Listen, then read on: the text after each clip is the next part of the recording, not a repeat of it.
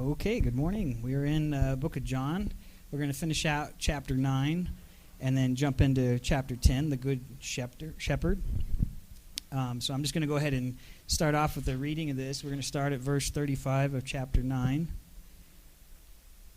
And this is happening, so we've just had the blind beggar who was healed, and then he went through the horrid ordeal of being grilled by the Pharisees, and they're trying to trap Jesus, and that he was healing on the Sabbath, and all of that stuff went down. And so now we're picking up at the end of that, and Jesus is actually going to go find this guy. So if you remember, Jesus left. After he healed this guy, he left the scene for all that story, and now he's going to come back and visit this guy. Jesus heard that they had cast him out, and having found him, he said, "Do you believe in the Son of Man?" He answered, "And who is he, sir, that I may believe in him?" Jesus said to him, "You have seen him, and it is he who is speaking to you." He said, "Lord, I believe," and he worshipped him.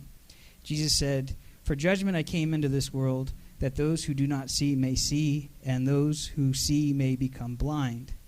Some of the Pharisees near him heard these things and said to him, "Are we also blind?" Jesus said to them, "If you were blind, you would have no guilt, but now that you say, 'We see,' your guilt remains. Truly, truly, I say to you, he who does not enter the sheepfold by the door, but climbs in by another way, that man is a thief and a robber. But he who enters by the door is the shepherd of the sheep. To him the gatekeeper opens. The sheep hear his voice, and he calls his own sheep by name and leads them out. When he has brought out all his own, he goes before them, and the sheep follow him, for they know his voice. A stranger they will not follow, but they will flee from him, for they do not know the voice of strangers." This figure of speech Jesus used with them, but they did not understand what he was saying to them. So Jesus again said to them, "Truly, truly, I say to you, I am the door of the sheep. All who came before me are thieves and robbers, but the sheep did not listen to them. I am the door, and if anyone enters by me, he will be saved and will go in and out and find pasture. The thief comes only to steal and kill and destroy. I came that they may have life and have it abundantly. I am the good shepherd. The good shepherd lays down his life for the sheep. He who is a hired hand and not a shepherd, who does not own the sheep, sees the wolf coming and leaves the sheep and flees. And the wolf snatches them and scatters them. He flees because he is a hired hand and cares nothing for the sheep. I am the good shepherd. I know my own, and my own know me, just as the Father knows me, and I know the Father, and I lay down my life for the sheep. And I have other sheep that are not of this fold. I must bring them also, and they will listen to my voice. So there will be one flock, one shepherd. For this reason the Father loves me, because I lay down my life that I may take it up again. No one takes it from me, but I lay it down on my own accord. I have authority to lay it down, and I have authority to take it up again. This charge I have received from my Father." There was again a division among the Jews because of these words. Oh, I'm sorry.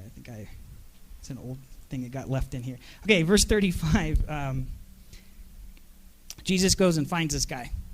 He goes and finds the guy who was blind that he healed, right? And so that whole ordeal went down. This guy is cast out. He's excommunicated, kicked out from the society, from the culture.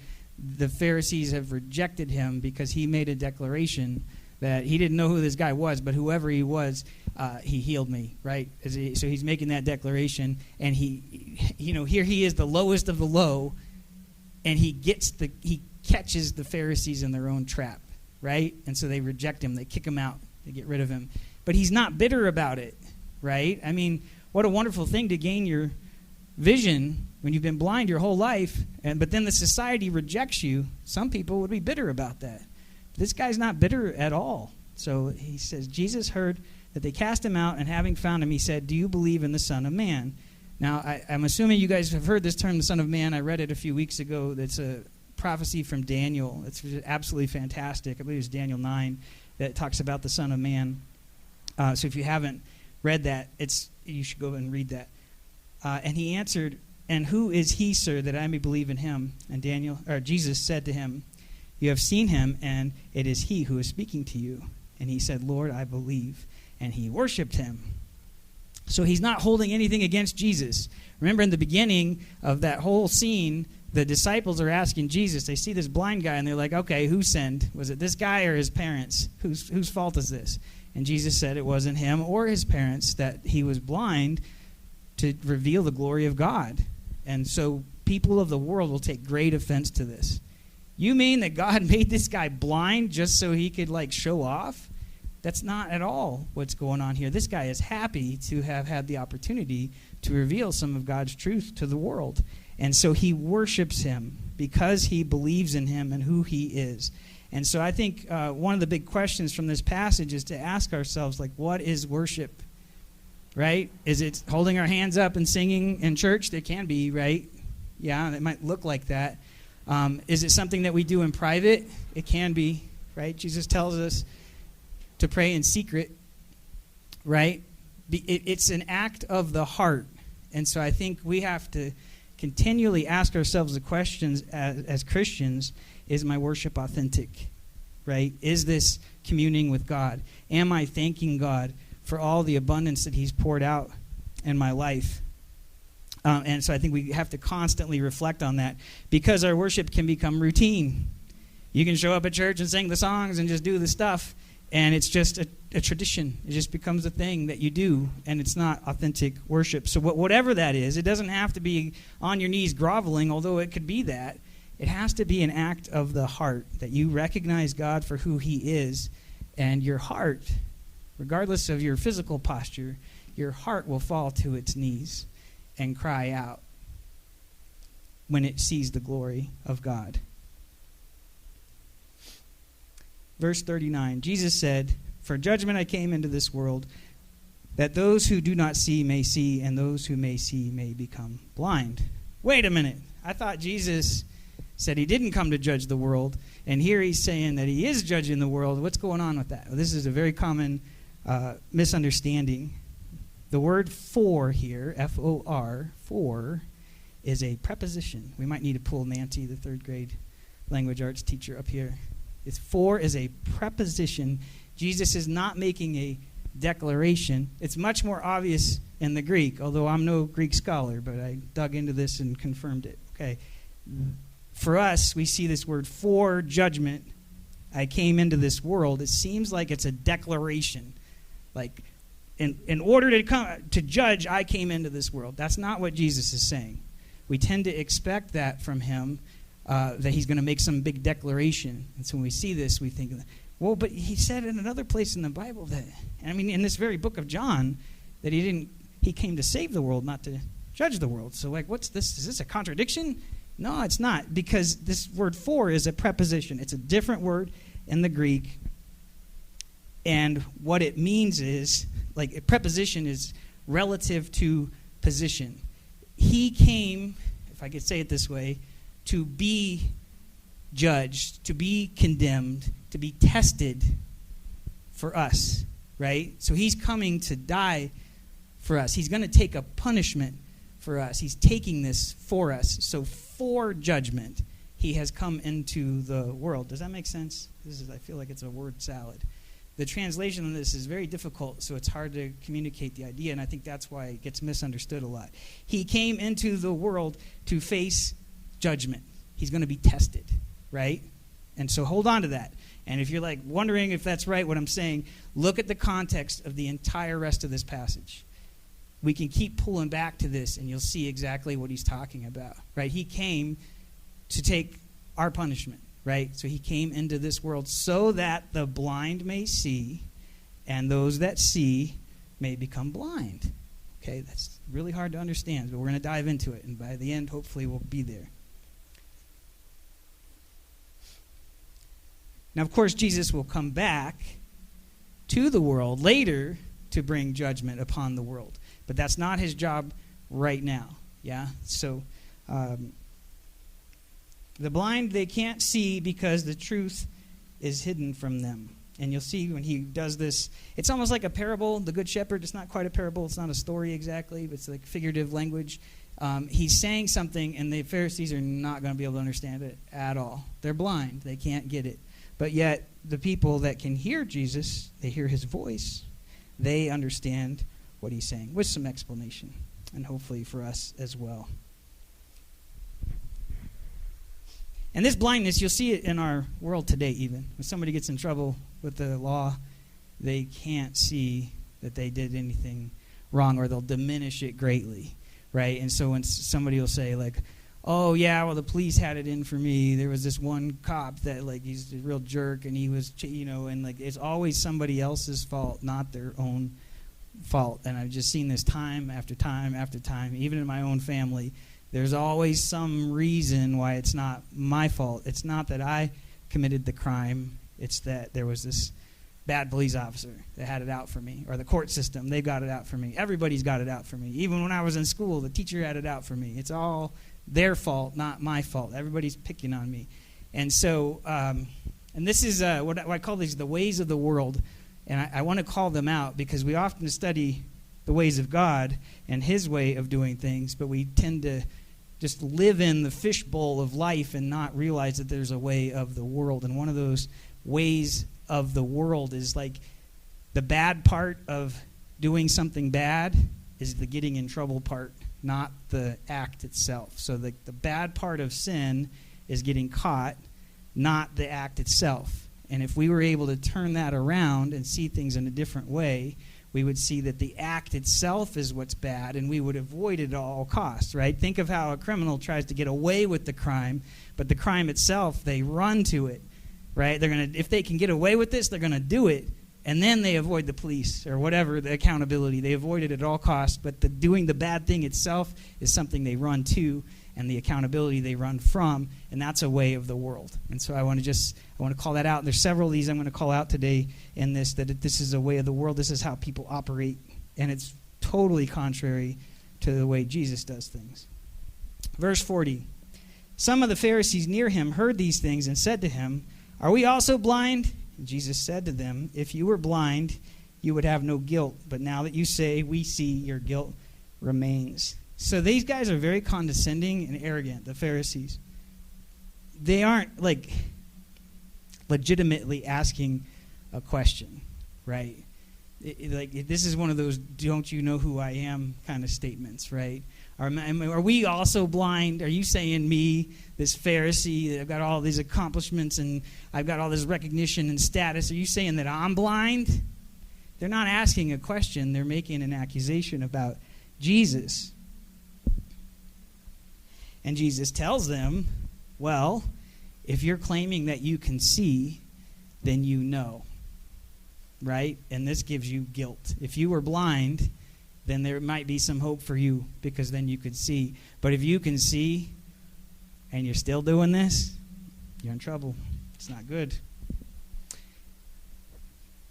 And then John interjects here and he says that Jesus is going to use figurative language to explain something in the exchange that he just had, right? And so he jumps in to say this is figurative language. It's very, very clear that this is Jesus speaking, telling us something that we can't really understand in a way that we can understand.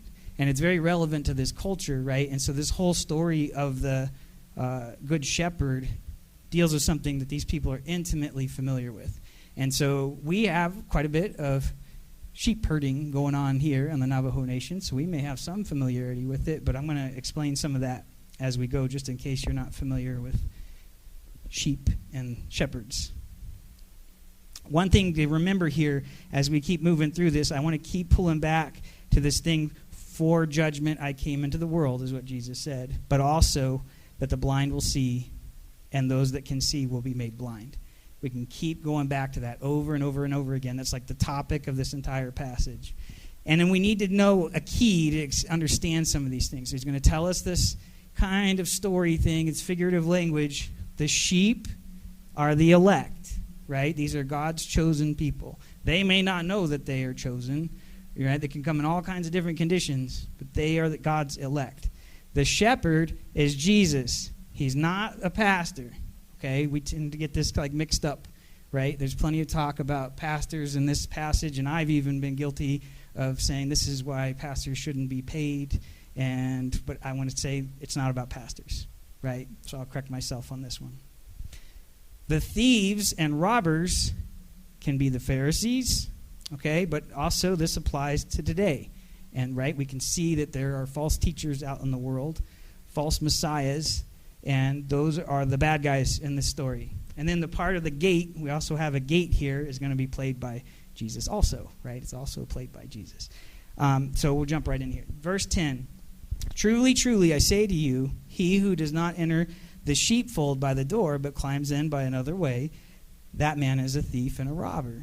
But he who enters the door is the shepherd of the sheep. So he's going to try to explain it this way, right? That they understand this thing. So in these times, the shepherds would take their sheep out grazing during the day, and at night they had this like community sheepfold where they'd park all the sheep, and the sheep would get all mixed up. Lots of different shepherds bring all their sheep, and they'd have like a watchman keep an eye on it, and the sheep were safe inside the sheepfold, and it was just a place to keep them overnight. There's not enough grass for them to like graze in there and stay all day. They got to kind of go out during the day, and then they come into the sheepfold at night. Okay, well, the sheepfold, MacArthur says this is Israel. I would like to maybe attach it more to the kingdom of God, right? But both views hold up well under analysis. So I'm going to use the kingdom version. A person that's going to go into the sheepfold, that like is supposed to be there, a shepherd, they walk up to the gate. They're like, hey, watchman, what's going on? They just open the gate and they walk right in. No problem, right? And I experienced this. I'm here on church on site 24/7. I'm walking around all the time.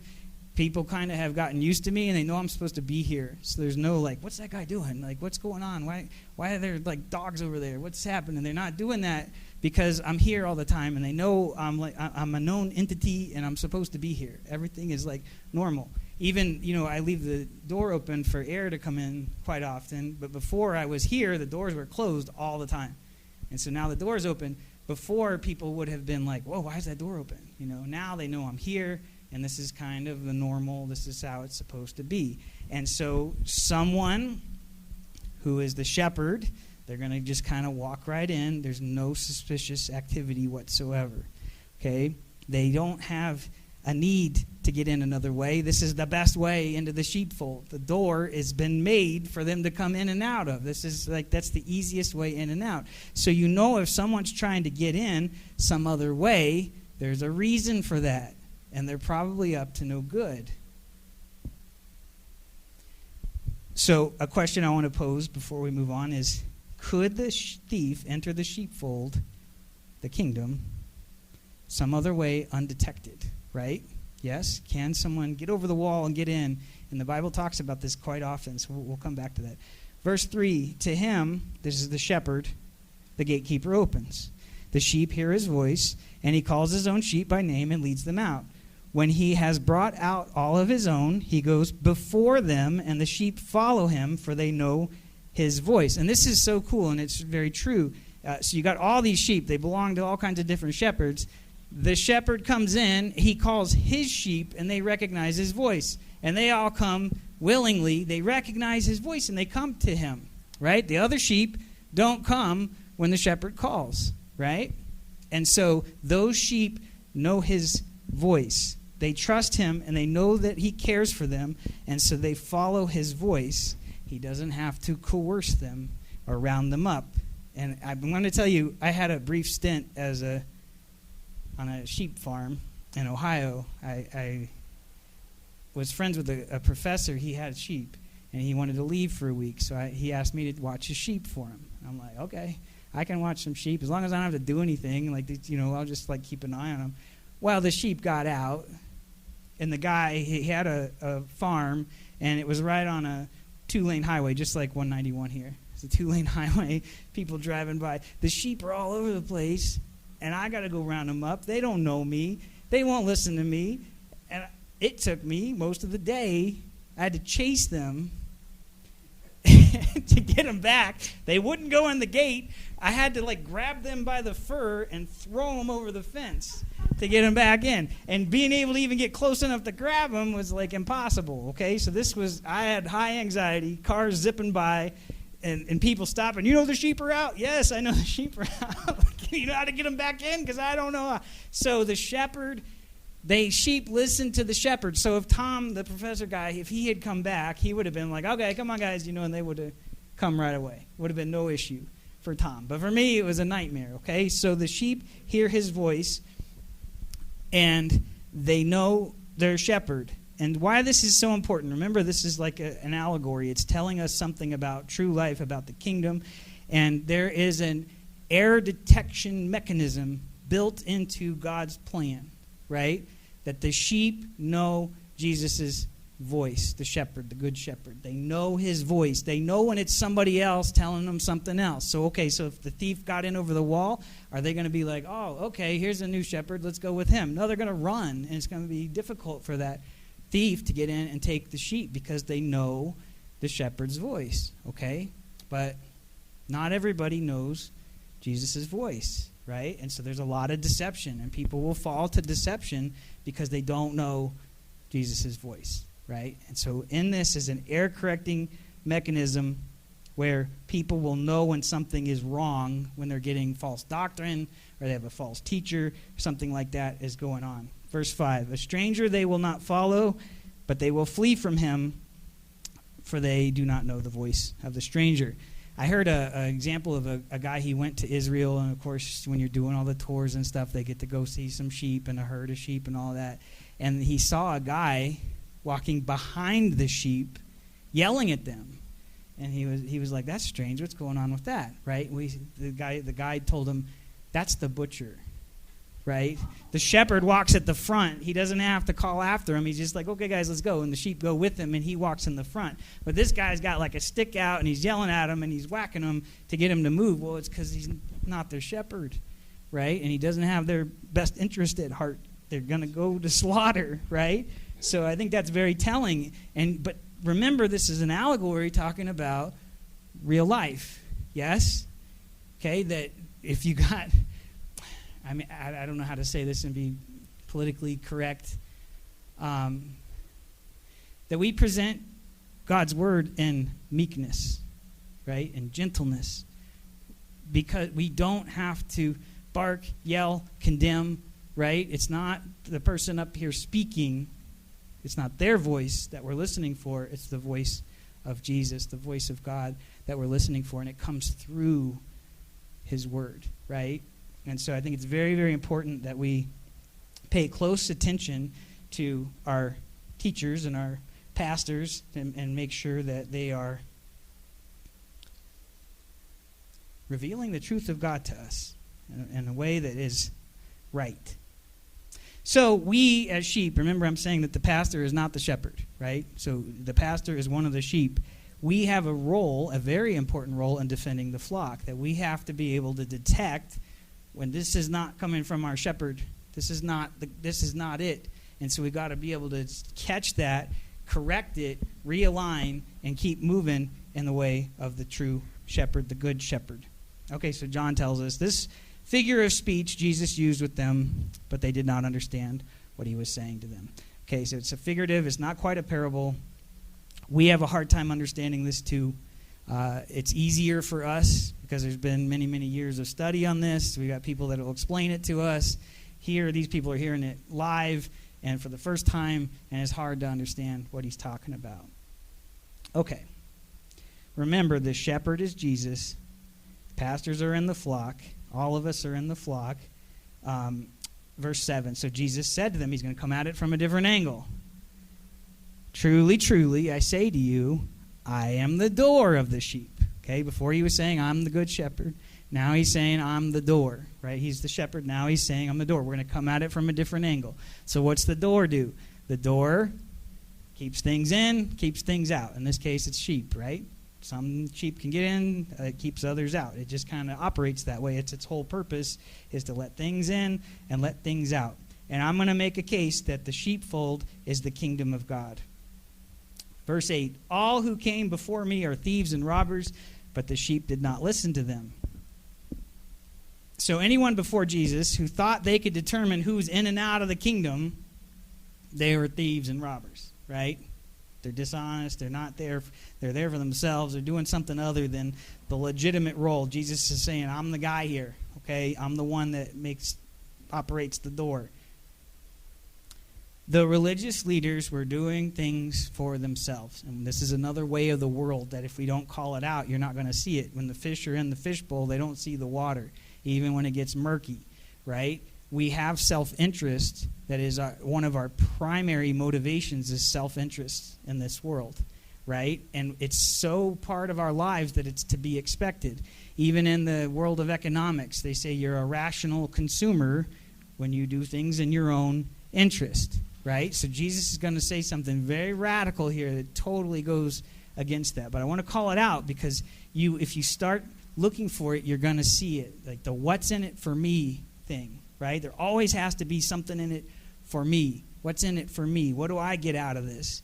And that's one of our primary motivators in this world. And all of us have to kind of reconcile with that, right? That we're all kind of coming from that place, that's in our nature.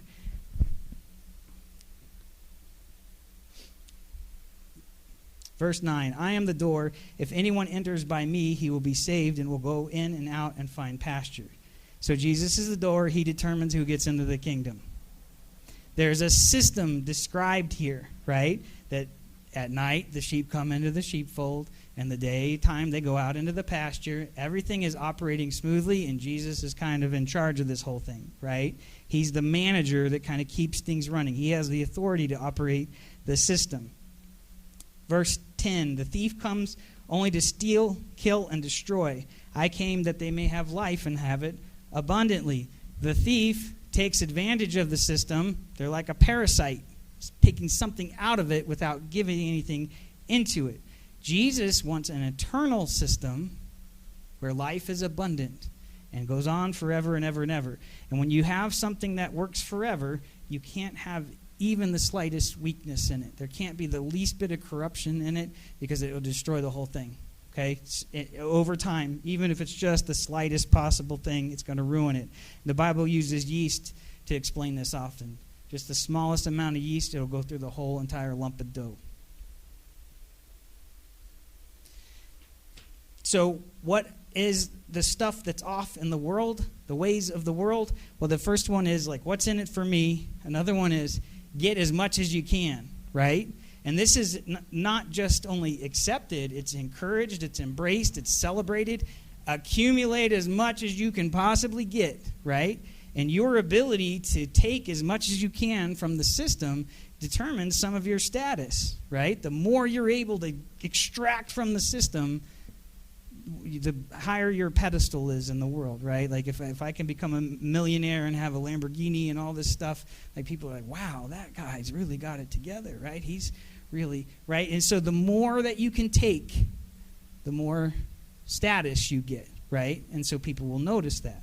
Now I want to be careful because it is true, this is another truth, and maybe one that's more in alignment with God, is that when you do something good, you get rewarded for your good work. And so the way it should be is that when you perform a good service, you're rewarded adequately for the work that you provided. And if you come up with some great new idea or some new gadget, you should be rewarded for that. But that's not the way the world works, right? I mean, there's an illusion of that.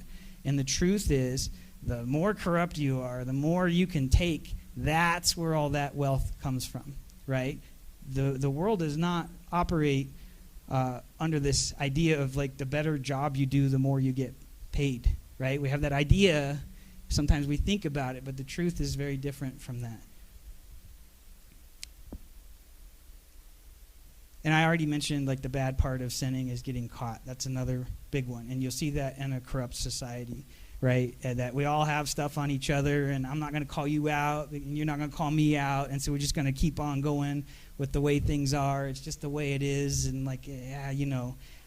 Jesus is wanting to implement a new system that gets rid of all of that. And so I want to give you the contrast to the ways of the world. I want to tell you the way God has, right? Instead of wanting to get as much as I possibly can accumulate and determining my identity based on how much wealth and materials I can collect, I say, God is so good. He has given me everything I need, and I'm satisfied. Now, I'm not claiming that I'm there, okay? Right? Because I come from this world too. But this is the ideal. God is so good. He's given me everything I could possibly need, and I'm satisfied. And as an example of that, let's say, like, okay, the air. We breathe this air. You couldn't live for a couple minutes without this air. And yet there's an abundance of air. Here it is. All the air you could possibly want. It circulates. It's purified. All those things, it happened through God's system. It is provided in abundance, and you don't have to worry about it. It's just provided for you. Here you go. Here's this thing that you need. There you go. Okay, and so God has given me everything I need, and I'm satisfied. Now, my identity is not based on how much stuff I have. My identity is in Him and what He has done for me, right? It's a total flip on the way of the world. Instead of saying, like, how can I get as much as I possibly can, we will then say, how can I be a blessing to others? How can I be helpful to others? What can I possibly do to be more helpful? I've been given everything I need.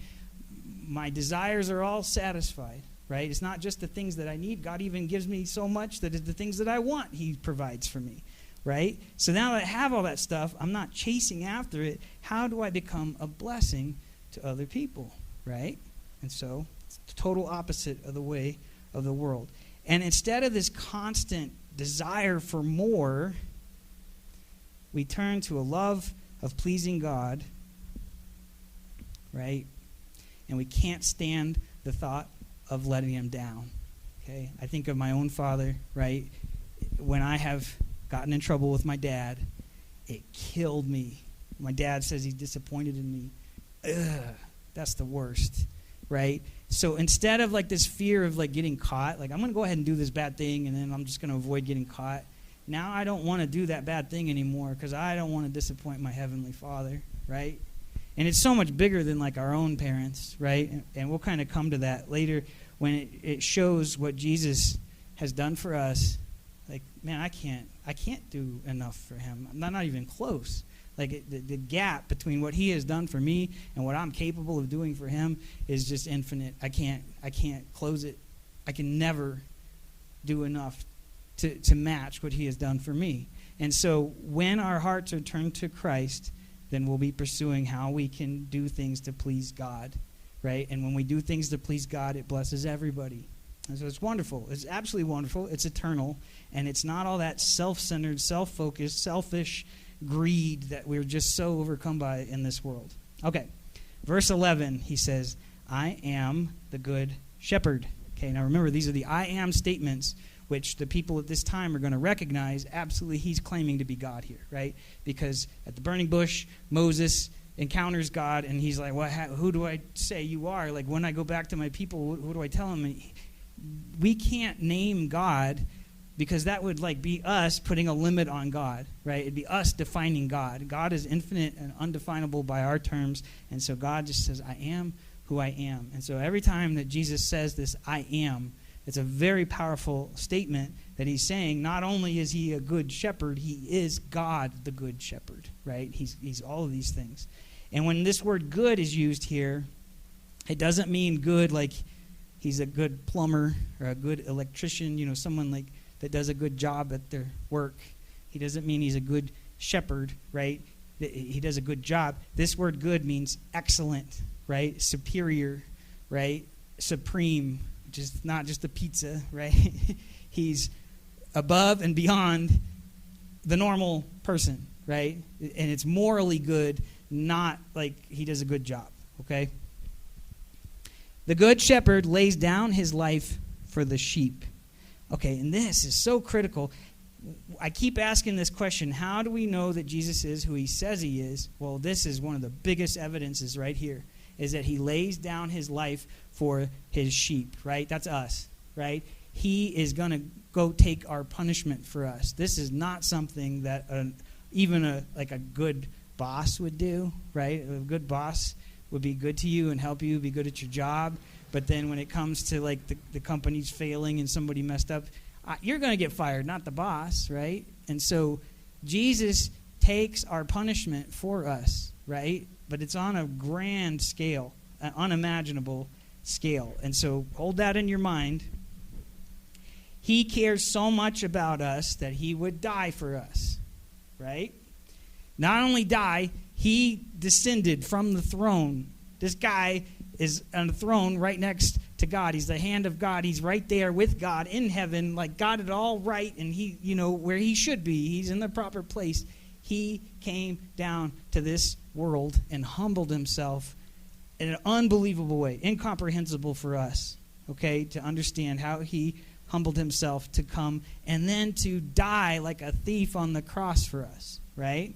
And this isn't a guilt trip, which it often gets interpreted that way. It's not about making you feel guilty, right? He's demonstrating his love for us. He's coming after us, and he's going to get us no matter what. There's no escaping the love of God. You cannot get away from it, right? And so this is just so poignant, and he's demonstrating. He's not just saying, hey, guys, I love you. I would die for you.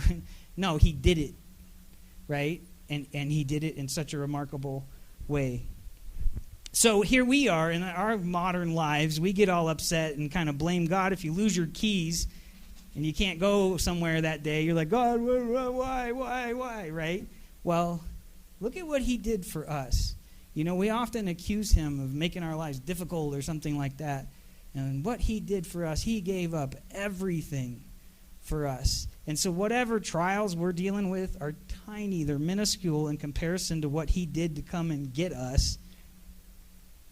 And we need to realize that those trials have a purpose, right?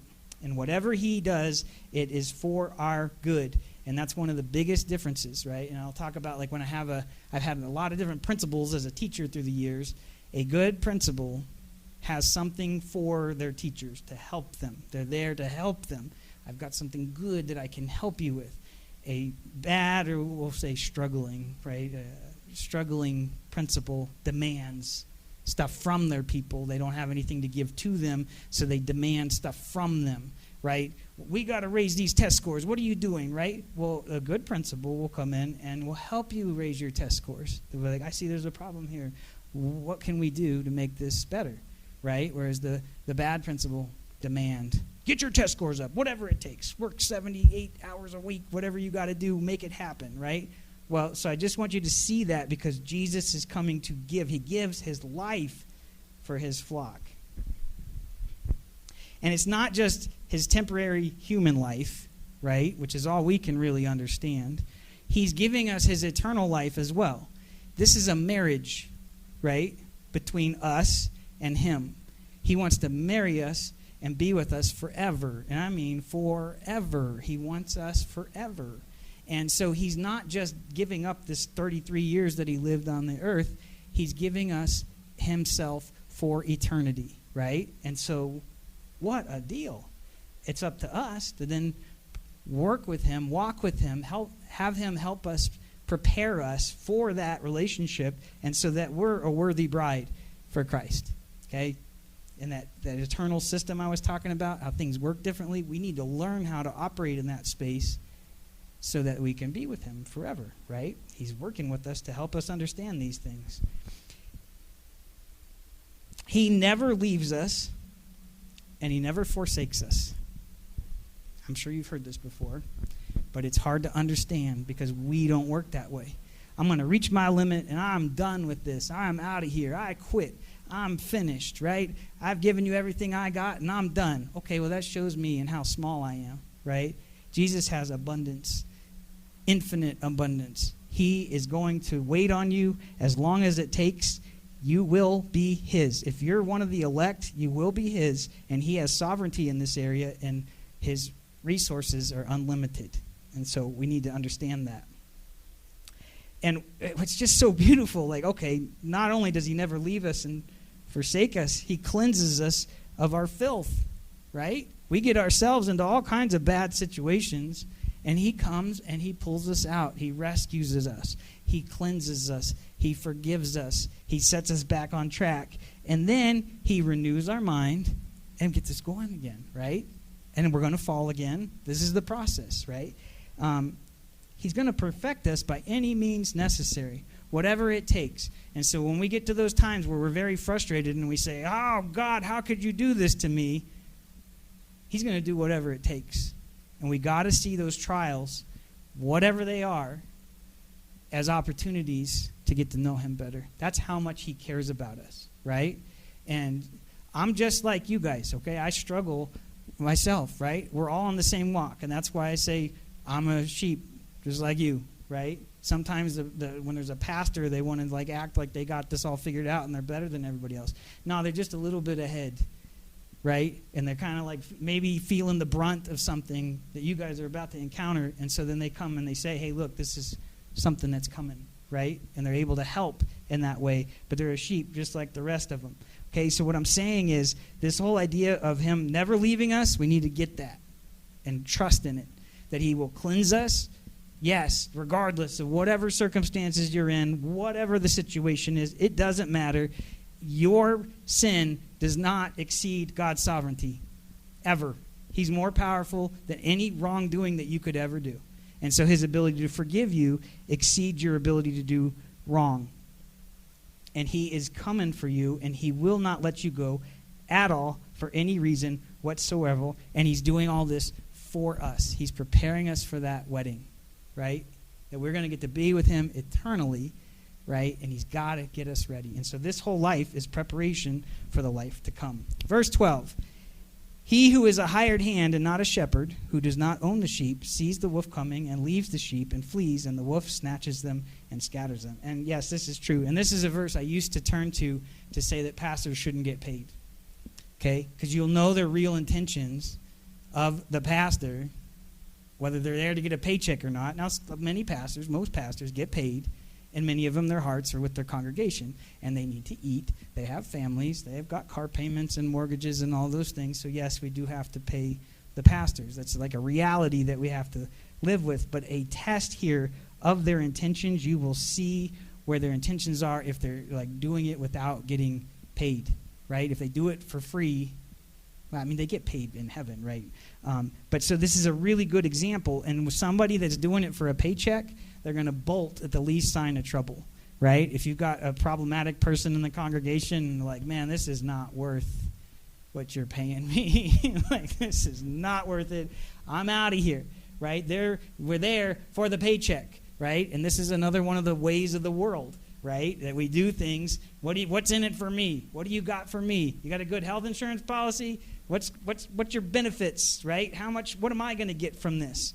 Right? A good pastor will be doing this for the flock, not for themselves, right? But yes, they do need compensation, right? An imposter will value his own life over that of his flock. The legit shepherd will value the flock over his own life. And so this is the test that Jesus is submitting himself to. So remember when at the beginning when it says that for judgment I came into this world, right? That's what he's talking about, this test that he's going to have to face. He's going to go to his death, a very humiliating, excruciatingly painful death. That's to prove that he is who he says he is, which he doesn't have to do, by the way, right? It's another act of grace that he does this for us. It's not to make us feel guilty. It's to show us that he's legit. Jesus submits himself to the ways of this world to set us free. Remember, it says to make the blind be able to see, and for those that see will be made blind. Verse 14, I am the good shepherd.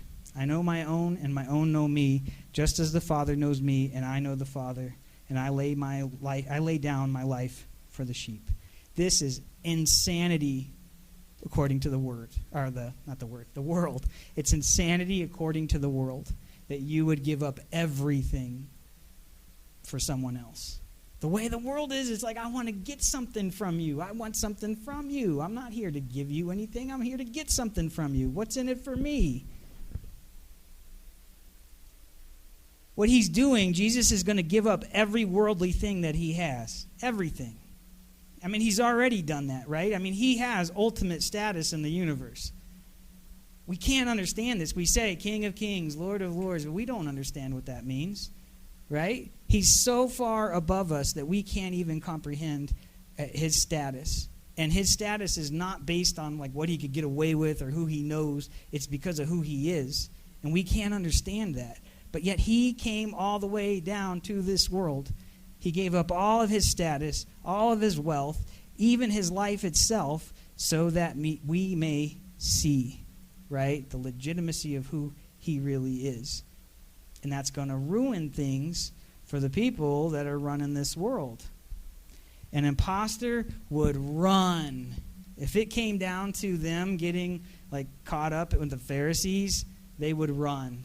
An imposter wants to win over the Pharisees, right? They go to the parties, they go to the social events, they schmooze, and they just work their way up the social ladder till they get as high as they can possibly get, right?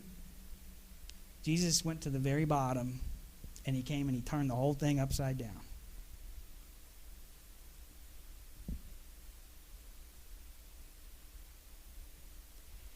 So not only does he give himself his life, the time that he was here, but he's giving us his eternal existence as well. And this is just so remarkable. We are his, and he is ours.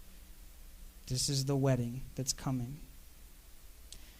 If we can see this, we will stare in just abject wonder. I don't understand. I can't comprehend this. This is so beautiful. It's so magnificent. I can't even understand it. And so here is what is worship?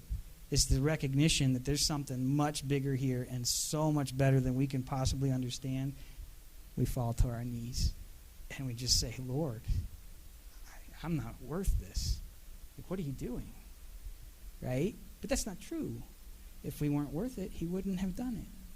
He sees something in us that makes it worth it. Right? And I love this hymn, or it's not a hymn, it's a modern song, but it says, my worth is not in what I own, right? And at the end of this song, it says, these two wonders I confess, my worth and my unworthiness.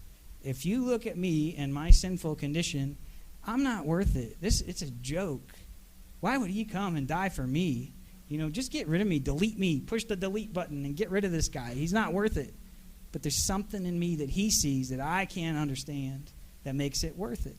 And so he came and he did these things. So I say worship should be it goes beyond recognition, just the awareness that we are immersed in a world that is governed by a sovereign God that loves us beyond our understanding, and so we fall to our knees. And that may not be your physical posture, it's your heart that recognizes oh man, I don't know anything. I know nothing, but I do know there is a perfect, all-good, all-knowing God that's running this place. And man, that's beautiful, right? And all this wickedness, and there's a lot of wickedness going on. It's small. It's weak compared to this, right? The multitudes in heaven, they stare at this as well in total awe, right? In Revelation, it says, worthy is the Lamb who was slain to receive power and wealth and wisdom and might and honor and glory and blessing. They have the same thing going on in heaven. And how much more do they know than what we know? It's just amazing.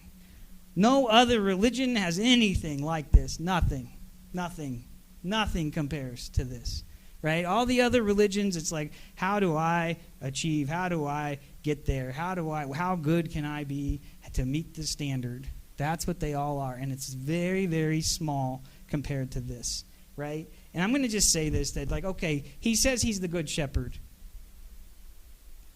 This is a king, but it's not just a king. This is the King of Kings, right? He's being humble and meek when he says, I am a good shepherd, right? It says in the Bible that how you handle the little things determines the big things, right? And so, yes, he's a shepherd, but come on. This is divine meekness on display here. This guy is bigger than a king, right? There's been nothing like this in human history except King David, and he was fallen, right? This guy is perfect. Perfect. And then he says, I have other sheep that are not of this fold. I must bring them also, and they will listen to my voice. So there will be one flock, one shepherd. So he's talking about the Gentiles here, right? Okay, right now he's focusing on Israel and accumulating the Jews that are in his flock, and then he's going to go to the whole thing. But what's really worth calling out here is one flock, one shepherd. Okay? One body, one head, one car, one driver. You can't have two drivers and one car, right? You can have licenses, but only one person can control the vehicle at a time, right? There's one wedding, has this one invitation goes out, right? It's the same invitation that goes to everybody. It's not like one invitation goes over here and one goes over there, and are on different dates. It's one wedding. One wedding. There's one bride. One groom. So why are there all these denominations? And he's saying right here, there's one shepherd, one flock. It's us. It's the ways of the world. It's division. We love division. Because I want to be better than somebody. I want to be different. I want to be right.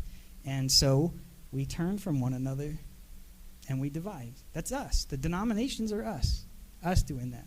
Yes, there's some of them, most of them, all of them are in error about things. I'm not saying that they are right. But this tells us right here there's one flock, one shepherd. What's going on? There's thieves and robbers. There's false teachers. There's goats and sheep. Right? This is what scholars call the visible church and the invisible church. The visible church is the building, the people that come to the building. It looks very churchy, right? The invisible church is the kingdom of God. It's a kingdom of our hearts. Not everybody that's in the church is in the kingdom of God. They're not in the invisible church, right? Many people that go to church are in the visible church. It looks good, feels good. The invisible church is where we're called to as true Christians. These are the people that know Jesus. You know, there's that verse, it's called the scariest verse in the Bible, when people say, Lord, Lord, didn't I heal in your name? Didn't I cast out demons? Didn't I? And he says, I never knew you. Well, he knows everyone. He knows everything, right? He knows them factually, but he doesn't know them relationally, right? His relationship with us is in our heart, right? Not the bump, bump, bump, bump physical heart, right? This is something different. This is something I didn't know existed before I became a Christian. I had no idea this thing, the heart, right? I didn't know. I don't think it was there because I wasn't born again. And then when I was born again, now it shows up, right? And that's how I know internally that I'm a part of this invisible church and that I walk with God because of what happens in secret, right? Which is not always pretty, okay? I'm just going to be real honest with you. It's not always pretty. But that's where God is cleansing me. He's working with me. He is patient with me. He is transforming me from the inside out. And I know, I have great confidence that he who began a good work in me is going to finish it, right? It talks in the Bible about counting the cost for a disciple. Like, hey, you better check, like, you sure you're going to do this because it's going to be rough. Well, God has already counted the cost for your salvation. He already knows. And he has already paid the price. When he died on that cross, he paid the price. It's already been paid in full. So whatever you're dealing with internally that you would never tell anybody about, he knows, and he's already paid. You've already been set free from that, right? It just has to play out. So the people that know Jesus in their hearts are the ones that are in the flock. They are the true sheep, the true church, the invisible church. They live in truth, even when it's ugly. They worship in truth, and they love in truth. They love the truth. Instead of wanting something from Jesus, which we need things from Jesus, right? We don't just want them, we need them. But instead of our minds being focused on like, okay, Jesus, I need salvation. Come on, what can I get from you? They say, like, what can I do for this God who has done so much for me? Like, what could I possibly do? What can I do?